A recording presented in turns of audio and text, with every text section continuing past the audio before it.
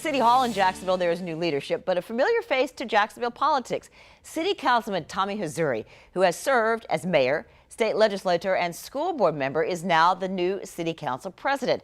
The swearing-in ceremony was short, but the new City Council president was not short on promises.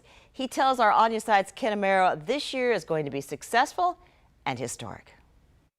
At 117 West Duval Street, during the city's first virtual swearing-in ceremony,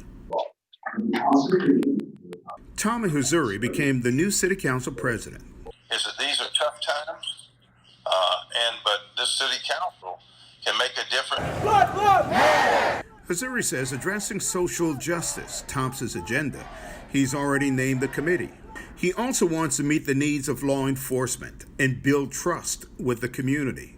If you don't have trust, if you don't have transparency, you don't have a successful government. He says his agenda also includes economic development, jobs, and tackling the lack of services in the urban areas.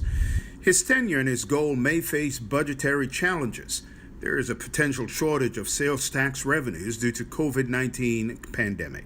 But you know, we're going to deal with it. The City Council president says the budget that gets approved will be a template for community service.